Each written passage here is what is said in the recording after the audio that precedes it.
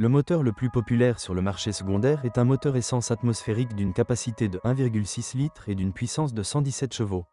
Cela ne fait pas de la SX un démon de la vitesse, mais c'est suffisant pour une balade tranquille.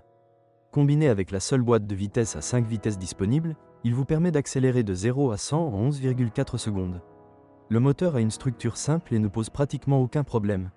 Ce n'est pas un champion de l'économie, mais 8 L, 100 km en cycle mixte peuvent être atteints sans trop de difficultés.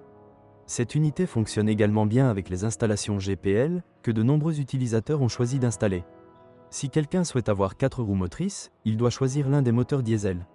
Le plus courant est celui d'une capacité de 1,8 litres et d'une puissance de 116 ou 150 chevaux.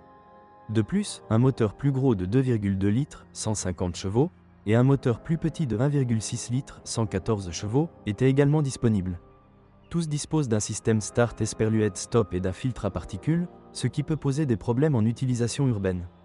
Une caractéristique du moteur 1.8 DID est le fonctionnement bruyant du turbocompresseur. Le sifflement caractéristique ne signifie pas nécessairement une panne, ce qu'il convient de connaître lors de son inspection. La suspension ASX est réglée confortablement et n'est pas particulièrement défectueuse. L'avantage est la possibilité de remplacer uniquement les axes de triangle, ce qui réduit le coût de toute réparation. Le problème de la voiture est que les disques de frein s'usent rapidement, ils sont assez délicats et ne supportent souvent pas une conduite plus dynamique, comme en témoignent les vibrations sur le volant. En raison du service extrêmement coûteux, de nombreux utilisateurs ne décident pas de continuer à entretenir leur voiture chez le concessionnaire après l'expiration de la garantie. Il n'y a aucune finesse ni technologie sophistiquée dans le Mitsubishi ASX. À presque tous égards, il s'agit d'une voiture moyenne mais solide sur laquelle vous pouvez compter. En trouver un d'occasion ne devrait pas être un problème majeur.